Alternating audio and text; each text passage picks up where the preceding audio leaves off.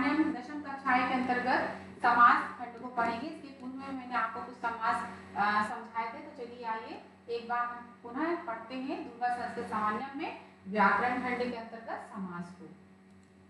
जिस प्रकार बच्चों मैंने आपको उस दिन समझाया था समास में, है ना, समझाया था ना कि समास, तो समास में मैंने बताया था समसमस्तासा, यानी उसका अर्थ क्या होता है कि दो पदों के मेल को हम क्या कहते हैं, समास। समास का अर्थ होता है संक्षेप में।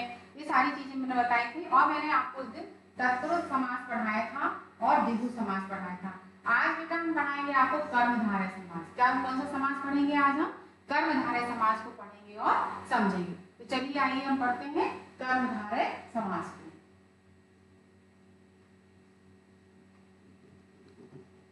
कर्मधारय समास को कर्मधारय समास कौन सा समास पढ़ेंगे बेटा? आज हम कर्मधारय समास। सा चासौ कर्मधारम, सा चासौ कर्मधारय, कर्मधारय यानी इसमें जो है आगे मैं बताऊंगी कि क्या सा चासौ यानी इसमें लगता है चासौ लगता है। यत्र प्रथमं पदम विशेषणम उपमान वा तथा द्वितीयं पदम विशेष्यम, द्वितीयं पदम विशेष्यम और प्रथमं पदम विशेषणम।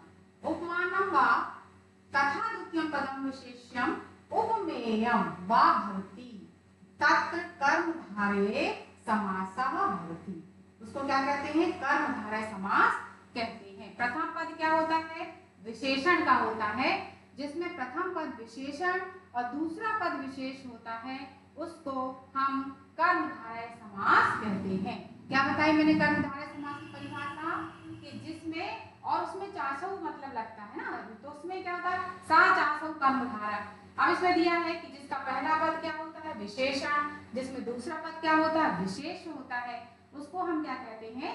कर्मधारय समास कहते हैं। अब कर्मधारय समास के अंतर्गत क्या है? देखिए समासिक पद है और ये समास का विग्रह है। तो सबसे पहले दिया है नीलोत्पलम। क्या दिया है? नीलोत्पलम। तो इसका जो विग्रह आएगा वो क्या आएगा? नीलम उत्पलम। क्या आएगा? नीलम उत्पलम। ये इसका क्या आएगा? समास विग्रह आएगा, ठीक है ना। फिर दूसरा दिया है घनश्याम। तो जो इसमें देखो जैसे कि हमने आपको पहले समझा कि पहला पद क्या है? विशेषण। तो ये जो घन है वो क्या हो गया? क्या हो गया? ये क्या होता है? वहां पर विशेषण। और जो श्याम, श्याम शब्द से अच्छी वो आ रही ना कि भगवान का वो, तो क्या हो गया? ये होगा विग्रह क्या बनेगा इसका? घन एवं श्याम। तो घन एवं श्याम घनश्याम।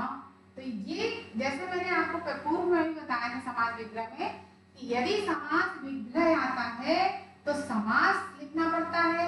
यदि समास ये आता है और उसमें आता है विग्रह लिखिए, परीक्षाओं में पूछा जाता है। आपको मालूम होना चाहिए कि इसमें जिसका पहला पद क्या होता है? विशेषण, दूसरा पद विशेष, वो सीधा कर्मधारय समास होता है। तो यहाँ पर क्या है? ये बन गया घन एवं श्यामा, घन श्याम। अब आया तीसरा महापुरुष। तो इसमें भी क्या? महान चासौ पुरुषा, ये हमने बताया ना चासौ लगा हुआ है, महान चासौ पुरुषा, ठीक है ना। तो इस प्रकार से महान चासौ पुरुषा, तो महान क्या हो गया? यहाँ पर विशेषण हो गया और पुरुषा क्या हो गया? विशेष। तो जिससे क्या बना? महापुरुष यानी किसी विशेष व्यक्ति के अर्थ में, है ना। फिर है कृष्ण सर्प। कृष्ण चा आसौ सर्प, कृष्ण चा आसौ सर्प। क्या बन गया? कृष्ण सर्प। ये इसका क्या बना? इसके जो विग्रह है ये बने और समासिक पद ये बने। एग्जाम में आप लोगों को, जैसे मैं बार बार बोल रही हूँ, ये शब्द आते हैं, तो यदि समास का विग्रह आएगा तो आपको समासिक पद लिखना पड़ेगा, और यदि समासिक पद आएगा और यदि ये शब्द पूछा जाता है इसका विग्रह करिए, तो आप इसका क्या करेंगे? विग्रह करेंगे और लिखेंगे कि वो कौन सा समास है। तो इस प्रकार से बच्चों ये हुआ आपका कर्मधारय समास, जिसमें प्रथम पद विशेषण होता है, दूसरा पद विशेष होता है, उसको हम कर्मधारय समास कहते हैं। ये मैंने आपको उसके उदाहरण समझाए और बताए जो विग्रह दिए गए। चलिए आगे बढ़ते हैं। इसके बाद है द्वंद्व समास। कौन सा समास है? द्वंद्व समास। अब द्वंद्व समास के अंतर्गत आप देखिए क्या दिया है? प्रायेणो भय पदार्थ प्रधानो द्वंद्वः। प्रायेणो भय पदार्थ प्रधानो द्वंद्वः, ठीक है ना। ये दिया गया अर्थात यत्र समेषां पदानां प्राधान्यं भवति तत्र द्वंद्व समास। जिसमें पदान यत्र समेषां पदानां प्राधान्यं भवति तत् द्वंद्व समासः। तो जिसमें दोनों पद क्या होते हैं, दोनों पद प्रधान होते हैं। दोनों पद प्रधान है, पूर्व पद भी प्रधान होता है जिसका, और उत्तर पद भी प्रधान होता है, उसको कौन सा समास कहते हैं, द्वंद्व समास। इसके पहले मैंने आपको क्या बताया था, कौन सा समास, तत्पुरुष समास। उसके बाद मैंने क्या पढ़ाया था आपको, द्विगु समास, जिसमें संख्यावाचक शब्दों की द्विगु संख्या समझाई थी। फिर अभी मैंने क्या बताया आपको, कर्मधारय समास, जिसमें मैंने बताया कि पहला पद क्या होता है, विशेषण, दूसरा विशेष होता है। आज मैं अभी चौथा जो समास है वह द्वंद्व समास। द्वंद्व का मतलब लड़ाई झगड़ा नहीं होता, यहाँ पर द्वंद्व माने होता है समान शब्दों का होना, यानी जिसका प्रथम पद भी और दूसरे पद भी क्या होता है, समान होता। तो आप बहुत सरल तरीके से उसको समझें कि जिसमें दोनों पद की प्रधानता होती है वह कौन सा समास कहलाता है, द्वंद्व समास कहलाता है। चलिए आगे पढ़ते हैं, समासिक पद क्या है और इसका समास विग्रह क्या है। समासिक पद जैसे इसमें दिया हुआ, देखिए सबसे पहले दिया है राम लक्ष्मणौ। राम लक्ष्मणौ यानी दोनों राम और लक्ष्मण। तो इसमें किस चीज का प्रयोग होता है, च का प्रयोग होता है, रामस्य, रामस्य च लक्ष्मणस्य, है ना। तो ये दिया है, ये शब्द है रामस्य और लक्ष्मणस्य, ये शब्द दिया है। तो राम का भी उतना ही महत्व है, लक्ष्मण का भी उतना ही महत्व है, दोनों ही पदों की क्या यहाँ पर प्रधानता है। फिर दूसरा दिया है हरिहर, यानी भगवान के लिए ना हरिहर। तो हरिश और हर्ष, हरीश और हर्ष, ये दिया हुआ। इस प्रकार से इसमें भी दोनों पद क्या है, प्रधान है। पितरौ, क्या दिया है, पितरौ। पितरौ में क्या आएगा, ये दिया है ना, माता च पिता च। पितरौ यानी माता और पिता दोनों का क्या है, महत्व एक समान है ना।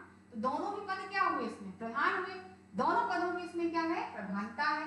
तो इस प्रकार माता और पिता च, ठीक है। इसके बाद आता है हेमंत, शिशिर, बसंता। हेमंत, शिशिर, बसंता।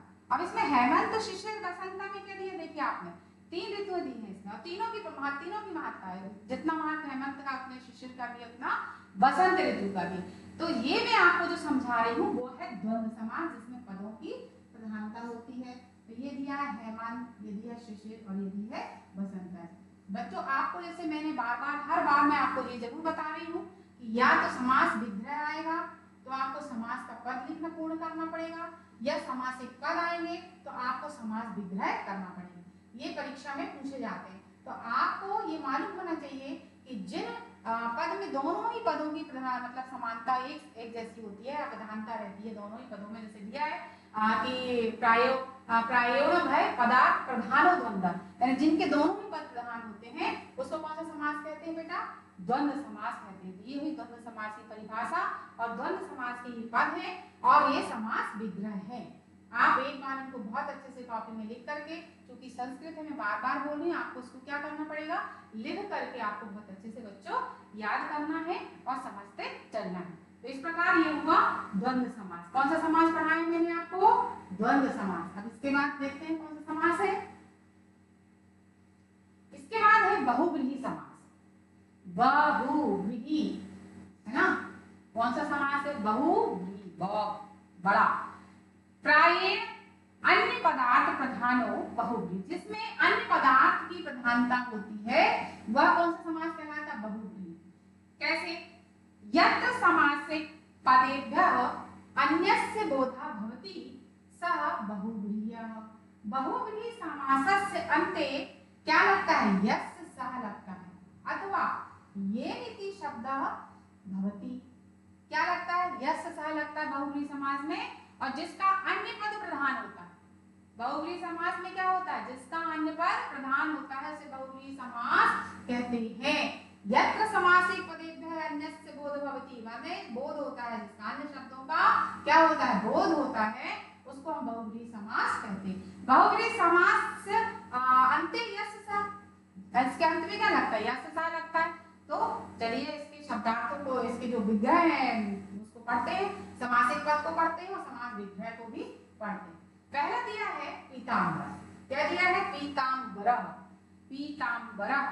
आप इसका जो एक शब्द है, मान लो आपको एग्जाम में आया पीताम्बरः का समास विग्रह क्या होगा, तो अब आपको ये बताना पड़ेगा पीतम अम्बरम, जो कि हमने आपको क्या बताया, इसके अंत में क्या लगता है। इस प्रकार बच्चों जैसे जैसे कि हम पढ़ रहे थे पीताम्बरम, इसका समास विग्रह क्या है? पीताम्बरम यस्य सः।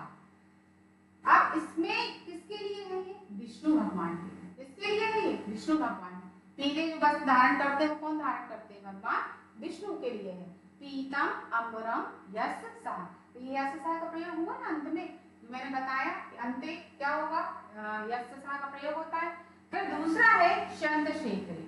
किसके लिए है? ये चंद्रशेखर। मान लो ये समासिक पद है, समास लिखने के लिए आपको आया, तो क्या इसका विग्रह है? चंद्रशेखरे यस्य सः। इसमें भी लगा ना यस्य सः, चंद्रशेखरे यस्य सः। ये किसके लिए आया? भगवान शिव के लिए। उनके माथे में क्या विराजता है? चंद्रमा, है ना? क्या विराजता है? चंद्रमा। तो इस प्रकार से ये किसके लिए? भगवान शिव के लिए है। ये समास विग्रह हुआ। अब फिर है दशानन। दशानन किसको कहते हैं? 10 जिसके आनन, आनन माने मुख, 10 चेहरे वाला कौन है? आप सब समझ गए होंगे। दश आननानि यस्य सः। ये आया, ये किसके लिए आया? रावण के लिए, है ना? ये भगवान शिव के लिए था, वो विष्णु भगवान के लिए था। तो 10 आनन, दशानन यानी 10 आननानि यस्य सः, 10 हैं जिसके मुख रावण के लिए आए यहाँ पर। इस प्रकार से बच्चों यहाँ पर ये क्या आया? आपका समास विग्रह हुआ। अब है लंबोदर। शब्द से ही आप समझ गए होंगे कि लंबोदर माने कि जिसका उदर लंबा, जिसका होता है वो क्या, किसको, वो किसके लिए आता है? गणपति भगवान के लिए। तो इनका विग्रह क्या होगा? देखिए इसका विग्रह होगा लंबम उदरम यस्य सः। देखिए इसमें यस्य सः लगा है, तो ये किसके लिए आया है? भगवान गणपति के लिए। तो इस प्रकार से हमने ये पढ़े बहुव्रीहि समास जिसमें यस्य सः का प्रयोग होता है, और अन्य पद की जिसमें प्रधानता होती है। अन्य पद क्या, जैसे इसमें दिए है ना, तो अन्य पद की प्रधानता होती है, उनको हम कौन सा समास कहते हैं? बहुव्रीहि समास कहलाता है। तो इस प्रकार से हमने अभी तक जो समास पढ़े वो पढ़े कर्मधारय समास, फिर हमने पढ़ा कौन सा? द्वंद्व समास, और इसके बाद हमने पढ़ा बहुव्रीहि समास। बच्चों आपको जैसे बार-बार मैं समास में समझा रही हूँ कि आपको ऐसे लिखने भी आ सकता है पीताम्बरम यस्य सः, इसका समासिक पद क्या होगा? तो आपको लिखना पड़ेगा पीताम्बरम, ठीक है? और यदि इसका समासिक पद आया कि पीताम्बरम का समास विग्रह क्या होगा? तो पीताम्बरम यस्य सः, ये आपको इसमें लिखना पड़ेगा। चलिए आगे पढ़ते हैं। इसके बाद है बच्चों अवयवी भाव समास। क्या पढ़ेंगे हम? अवयवी भाव समास। प्रायेण पूर्व पदार्थ प्रधानो अवयवी भाव। पूर्व पदार्थ प्रधान, पूर्व पद प्रधान होता है, अवयवी भाव कहलाता है। ये दिया होगा ना इसमें, ये पूर्व पद प्रधानो अवयवी भाव, ये आपकी बुक में भी दिया होगा। यत् प्रथम पदम प्रधानम भवति तथा च, है ना? और जिसका प्रथम पद क्या है? प्रधान। और प्रथम पदम अवयव भवति, और प्रथम पद प्रधान हो और अवयव हो, क्या हो? अवयव हो भवति। और द्वितीय पद संज्ञावाचक, दूसरा जो पद है वो क्या हो? संज्ञावाचक भवति। तो सह अवयवी भाव समास, अवयवी भाव समास होता है। क्या मैंने अभी आपको समझाया? एक बार पुनः समझे। इसमें पूर्व पद प्रधान होता है, अवयवी भाव समास होता है, और जिसमें प्रथम पद प्रधान होता है और प्रथम पद प्रधान होने के बाद अवयवी है वो, और जो दूसरा पद है वो संज्ञावाचक होता है, उसको कौन सा समास कहते हैं? अवयवी भाव समास कहते हैं। चलिए इसके समासिक पदों को समझते हैं और समास विग्रह को भी समझते हैं। पहला दिया है प्रतिदिनम। क्या दिया है? प्रतिदिनम। तो प्रतिदिनम में यहाँ पर क्या आएगा? दिनम दिनम। समासिक विग्रह क्या होगा इसका? दिनम दिनम, ठीक है? फिर दूसरा दिया है उपकृष्णम। क्या दिया है? ये दिया है प्रथम पद प्रधान भवति च, प्रथम पद अवयव भवति, तो वह कहलाता है। फिर इसमें क्या दिया? तो इसमें आएगा कृष्णम, कृष्णस्य समीपम। क्या आएगा इसमें? कृष्णस्य समीपम। अनुरूपम, क्या है? अनुरूपम, ठीक है ना? तो अनुरूपम जैसे हम पढ़ते जा रहे हैं, देखो उप, अनु, यथा, है ना? स, सच, इति, ये जो है ना, ये जो पढ़ रहे हैं इसमें क्या है? हमने ऊपर पढ़ा प्रधान और दूसरा प्रथम पद भी हो और अवयव भी हो, ठीक है ना? तो इस प्रकार से फिर आएगा रूपस्य योग्यम। क्या आएगा? रूपस्य यथाशक्ति, यथा अवयव, है ना?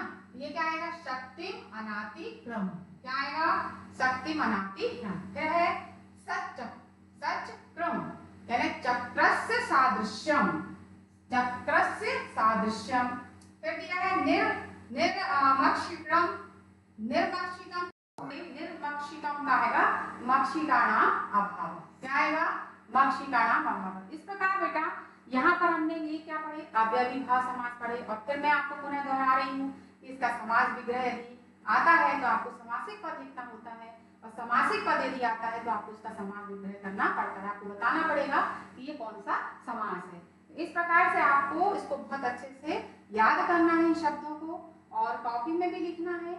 समासिक शब्द ये जो आपके जितने भी बुक में दिए हुए हैं, जो इसमें मैं पढ़ा रही हूँ, समझा रही हूँ, आप इसको बहुत अच्छे तरीके से एग्जाम के लिए आप याद करते जाइए। इस प्रकार यहाँ पर हमारा जो समास विग्रह जो है, समासिक जो पद है, समास पाठ जो अध्याय जो मैंने आपको पढ़ाया, जिसमें आपको मैंने पूरे अव्ययी भाव समास यानी तत्पुरुष समास से लेके अव्ययी भाव समास तक आपको सारे मतलब समझाए। उसके बेटा आपको उदाहरण जितने भी दिए समासिक पद और समास विग्रह, इनको बहुत अच्छे से याद करना है, कॉपी में लिखना है, और खूब अच्छे तरीके से इन शब्दों को समझते हुए